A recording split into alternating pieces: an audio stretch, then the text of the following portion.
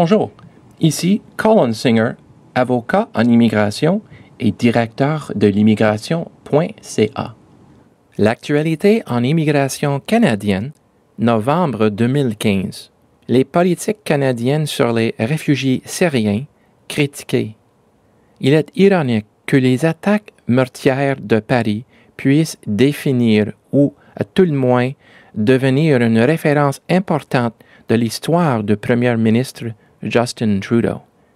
Avec un comité de cabinet de 9 ministres, le gouvernement est sous pression dès les premières heures de son mandat pour répondre aux préoccupations selon lesquelles sa plateforme électorale appelant à l'admission de 25 000 réfugiés syriens en fin de l'année puisse compromettre la sécurité des Canadiens. Fermer hermétiquement les frontières est une façon impulsive et politiquement opportuniste de répondre à des attaques terroristes. Les préoccupations en matière de sécurité, bien que valables, découlent en grande partie d'un manque de compréhension du statut de réfugié et du processus de sélection. Il serait irréfléchi d'utiliser les événements du Paris comme une raison d'enfermer ou de minimiser les politiques du gouvernement sur les réfugiés syriens qui font partie de la plus grande crise humanitaire du monde depuis la Seconde Guerre mondiale. Les pratiques de sélection de réfugiés au Canada sont bien ancrées dans la culture canadienne. Le dépistage et la sélection des réfugiés syriens cibleront un bassin de plus de 3,5 millions de personnes se trouvant dans les camps de réfugiés jordaniens, turcs et libanais, et non pas le 1 million qui a traversé l'Europe sans obstacle.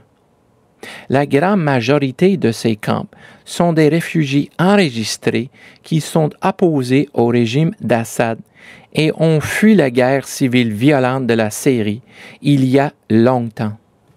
La sélection des réfugiés syriens par les autorités canadiennes se fera typiquement en 3 phases. La première, déjà en cours, commence avec l'entrée de représentants du Bureau de Haut Commissariat des Nations Unies pour les réfugiés, compétents dans les affaires syriennes, qui procèdent aux entrevues des réfugiés enregistrés dans les camps.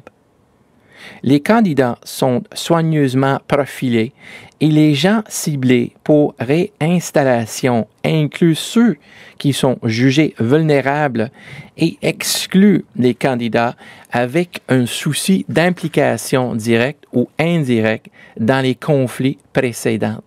La deuxième phase implique une longue entrevue avec un agent des visas canadiens qui interroge chaque candidat et vérifie que les réponses données sont compatibles avec les faits connus. La troisième phase comprend un examen de la sécurité formelle par le SCRS qui consiste à vérifier les profils des candidats avec des bases de renseignements et de multiples données locales et internationales. Seule une fraction des candidats initialement ciblés pour la réinstallation deviendra des réfugiés sélectionnés.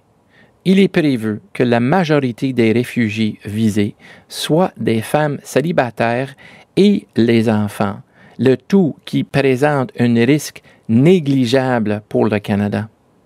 Les chances de manipuler le processus et de laisser entrer des terroristes seraient réduites à un minimum.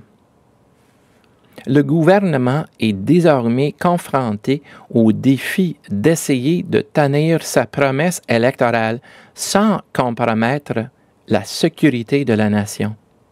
De nombreux organismes du Canada impliqués ont la volonté de mener à bien cette grande entreprise, mais il n'y a pas de logique dans la poursuite d'un délai imposé politiquement pour la fin de l'année pour faire entrer 25 000 réfugiés, une tâche qui, même dans des conditions normales, pose des défis évidents. Les porte-paroles des réfugiés doivent soutenir les efforts du gouvernement pour mener à bien ce processus dans un délai raisonnable et non officiellement prolongé.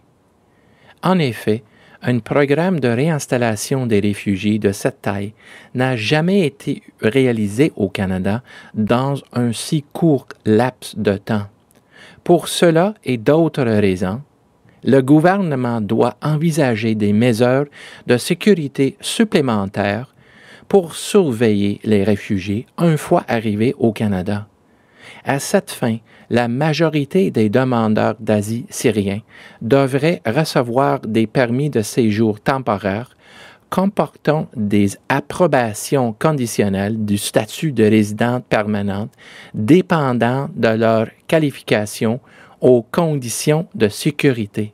Les conditions incluraient une déclaration obligatoire aux autorités d'immigration dans un court laps de temps après l'arrivée et l'obligation de fournir des adresses résidentielles, l'identification électronique et d'autres informations biographiques. Les personnes admises au Canada seraient tenues de continuer à faire un rapport par la poste ou sur les portails en ligne jusqu'à ce que la résidence permanente soit émise. Les candidats se révélant être des risques de sécurité seraient recherchés et arrêtés.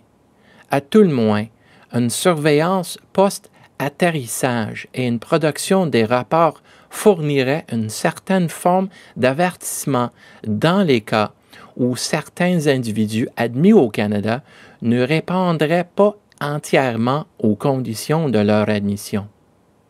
Il y a beaucoup de préoccupations soulevées par les opposants de ces politiques, mais elles sont en grande partie fondées sur une fausse perception selon laquelle l'accueil des réfugiés syriens apporte un risque accru de terrorisme au Canada. En fait, ce sont les réfugiés en provenance de Syrie qui sont les personnes les plus touchées par le terrorisme et ne doivent pas être confondus avec les terroristes. Assimiler les réfugiés au terrorisme est moralement inacceptable et est une stratégie peu judicieuse. En tant que nation prospère, nous sommes signataires des accords qui nous obligent à partager le fardeau d'aider à soulager les souffrances du monde. Minimiser les mesures sur les réfugiés syriens en ce moment représenterait un rejet de valeurs canadiennes. Ce n'est tout simplement pas une option valable.